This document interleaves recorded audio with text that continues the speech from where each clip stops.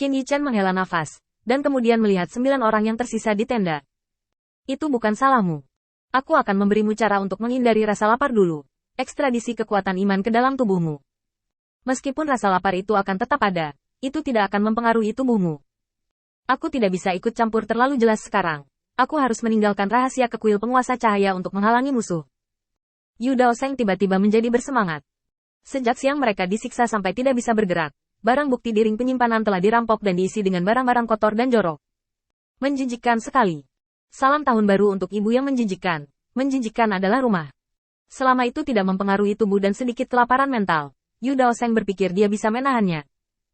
Qin Yichen mengajari Yu Daoseng metode yang dia teliti sementara, dan mendemonstrasikannya sendiri di tubuh Yu Daoseng, membenarkan bahwa Yu Daoseng telah menguasai setiap detail dari metode ini. Setelah melakukan semua ini, Qin Yichen menyerahkan tubuhnya kepada Yu Daoseng lagi. Datang dan coba. Yu Daoseng sangat ingin mencoba, dan begitu dia mengambil alih tubuhnya, dia langsung tersapu oleh rasa lapar yang luar biasa. Pemulihan siksaan yang tiba-tiba ini membuat Yu Daoseng bersemangat untuk mendapatkan kembali perasaan tidak disiksa. Setelah mencoba 2 kali, Yu Daoseng akhirnya memahami poin kunci dari penyampaian latihan Qin Yichen.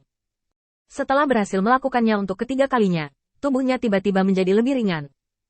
Meski perut masih keroncongan dan rasa lapar masih belum terputus, ini sudah sangat baik. Dan itu jauh lebih baik daripada ketika mereka disiksa sedemikian rupa sehingga mereka tidak bisa bergerak.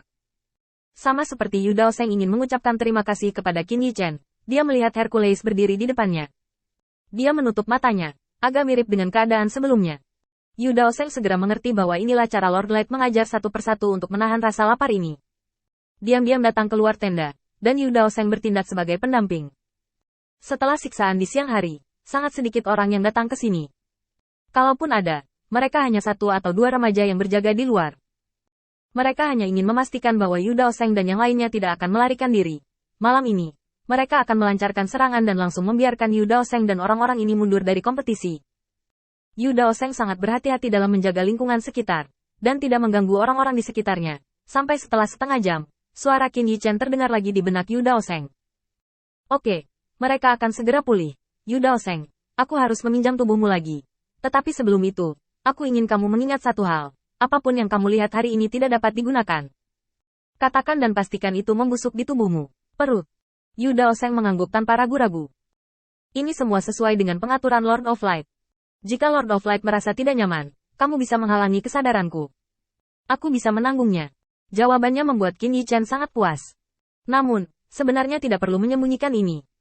Karena apa yang perlu dilakukan Qin Yichen kali ini tidak hanya untuk mengejutkan dan mengagumi Mahkamah Agung, tetapi juga untuk memberi sedikit tekanan pada bagian dalam kuil penguasa cahaya. Apa yang Yu Daoseng katakan secara pribadi adalah rahasia yang hanya akan tersebar di kuil penguasa cahaya.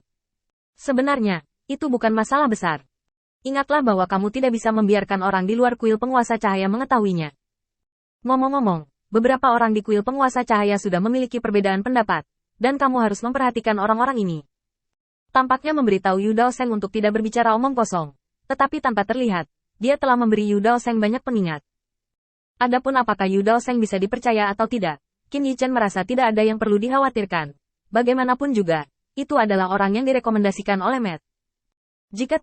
Jika Anda memilih orang untuk berpartisipasi dalam kompetisi di kuil penguasa cahaya sesuai dengan kekuatan mereka, itu tidak akan pernah menjadi giliran Yu Daoseng. Yu Daoseng merenung sejenak, dan tiba-tiba berkata, aku mengerti apa maksud penguasa cahaya. Qin Yichen mengambil kendali tubuh Yu Daoseng lagi dan terbang keluar dalam 1 langkah. Dalam sekejap, dia melompat keluar. Yu Daoseng tiba-tiba berseru. Tuan Cahaya, ini adalah kecepatan yang dapat dicapai tubuh saya, atau cara apa yang Anda gunakan? Bisakah Anda mengajari saya? Saya harus mengatakan bahwa orang ini Yu Daoseng mengambil kesempatan dengan sangat tepat. Bukannya Qin Yichen tidak datang ke orang lain sebelumnya. Mereka semua mengamati dan belajar diam-diam. Misalnya, Li Yun, dia adalah contoh yang khas. Tapi Yu Daoseng adalah yang pertama mengambil inisiatif untuk bertanya. Rendah hati dan rajin belajar adalah kualitas yang sangat baik. Qin Yichen tersenyum ringan. Pertama-tama memberi Yu Daoseng evaluasi positif, dan kemudian menjelaskan. Sebenarnya ini adalah kecepatan yang bisa dicapai tubuhmu. Hanya saja kamu belum menguasai cara bernafasnya. Kamu tahu bahwa manusia yang telah menguasai metode menghasilkan energi, bahkan jika mereka tidak terlihat tinggi, kekuatan mereka tidak dapat diabaikan. Hal yang sama berlaku untuk metode pernapasan. Sebagai seorang praktisi, ketika mendekati tingkat ksatria, Poin terpenting dari perubahan konsep adalah bahwa laut Qi dan dantian seseorang dapat membawa napas dalam jumlah terbatas. Jika Anda menggunakan itu untuk Anda gunakan sendiri, Anda akan dapat meledak dengan kekuatan yang jauh melampaui kekuatan Anda sendiri. Tentu saja, saya belum pernah menggunakan metode ini. Saya hanya mengubah cara Anda mengerahkan kekuatan Anda sedikit. Anda dapat melihatnya dengan jelas. Ketika Anda mengambil langkah ini, setiap bagian dari tubuh Anda bekerja sama. Qin Yichen tidak ada hubungannya di sepanjang jalan. Dan profesor itu sangat serius. Yu Daoseng tidak memenuhi harapan Qin Yichen yang tinggi. Dia mempelajarinya dengan serius, dan menyimpan satu kata di dalam hatinya. Meskipun dia tidak memiliki tubuh sekarang, dia membuat sosok manusia dalam pikirannya dan menjalankan simulasi sesuai dengan perintah Qin Yichen. Metode. Tunggu saja sampai Anda menguasai tubuh Anda lagi, dan cobalah. Tiba-tiba, Qin Yichen berhenti. Yu Daoseng menyelidiki kesadarannya yang kecil. Apa yang ditemukan oleh penguasa cahaya? Qin Yichen menggelengkan kepalanya. Tidak, tapi aku memikirkan satu hal. Mungkin kamu harus mencobanya sendiri. Begitu kata-kata itu jatuh, mata Yu Daoseng menyala. Di depannya, ada hutan lebat, dan kakinya menginjak cabang yang sangat tipis, seperti bulu hijau. Tetapi dia tidak membiarkan cabang itu bergoyang.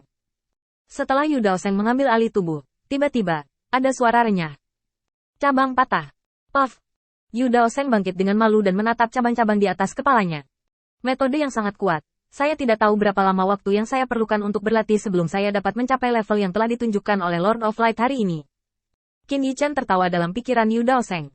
Kamu tidak membuat segalanya terlalu rumit. Kamu membuatnya sesederhana mungkin.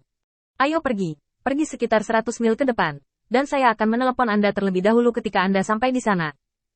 Anda dapat menjalankannya dengan metode yang baru saja saya ajarkan kepada Anda. Yu Daoseng dapat dikatakan penuh percaya diri saat ini. Mengangguk mengiyakan.